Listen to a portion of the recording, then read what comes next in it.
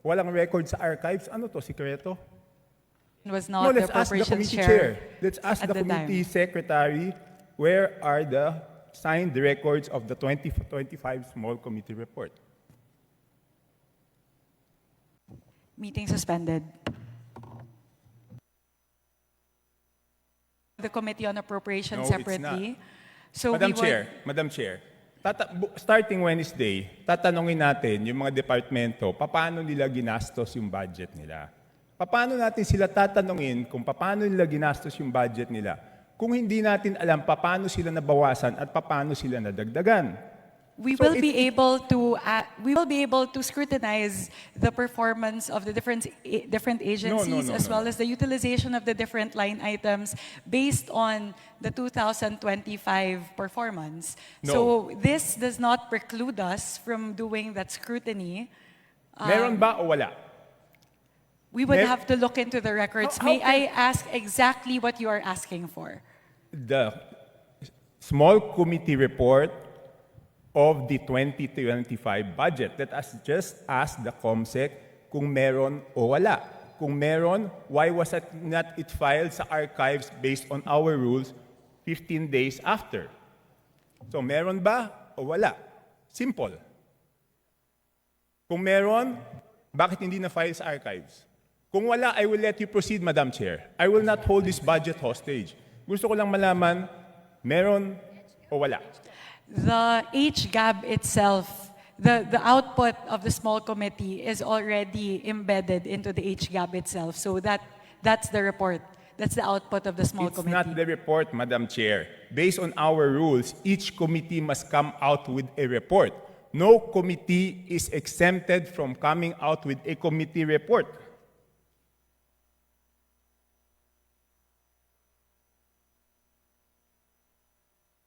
Please check Section 39 of Rule 9 of our rules.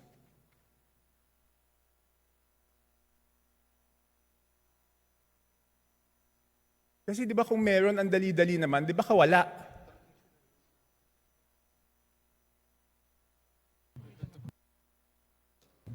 So the small committee is subsumed within the Committee on Appropriations, and it is the Committee on Appropriations who's required to submit the committee report. In this case, the report and the output of the Committee on Appropriations is the HGAB. No, it's not.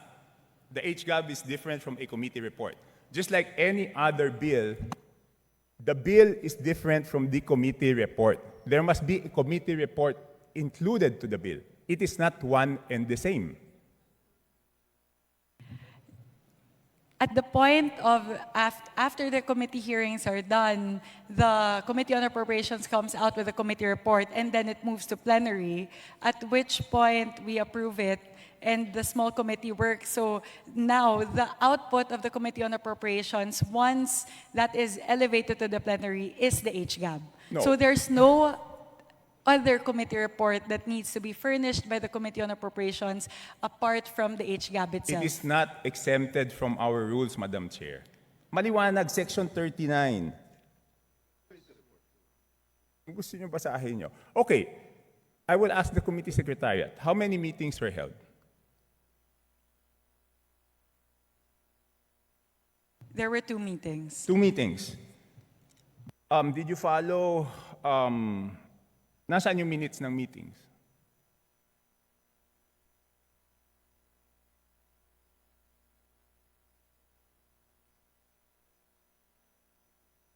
Where were the meetings held? What date?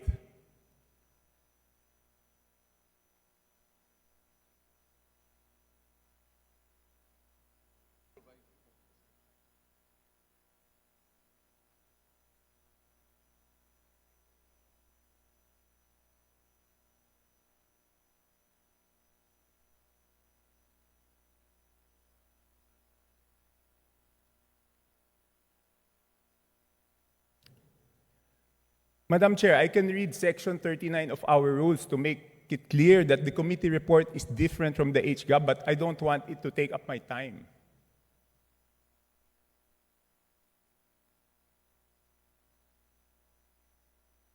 Iba po yun eh, kasi tignan nyo yung BICAM. Di ba may BICAM report? Doon sa BICAM report, teka muna, ba't umaandar yung oras ko? Hindi pa nila natatapos yung isyong rineraise ko.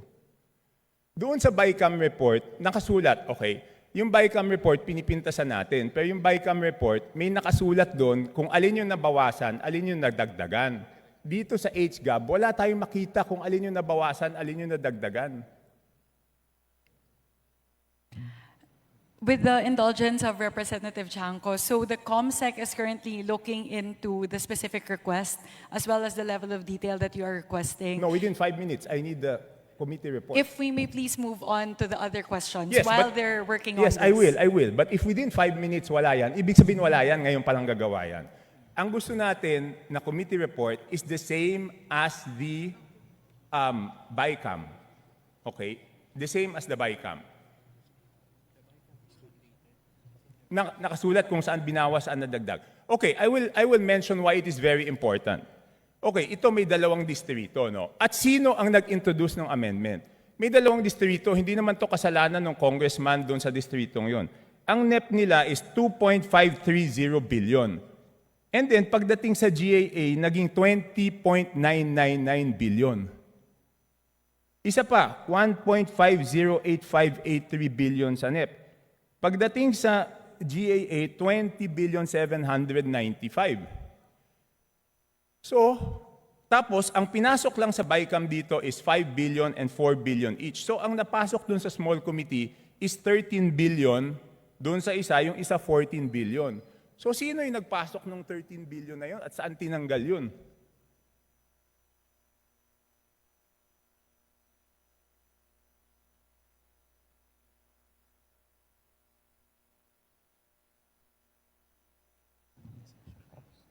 So, again, the small committee is subsumed within the Committee on Appropriations, and it is not required to render a No, separate no, committee report. The rule that you are citing, Honorable Chanco, pertain to standing committees. And the mother committee in this case of the small committee is the Committee on Appropriations. Yes, but did we exempt the Committee on Appropriations not to submit a committee report? No.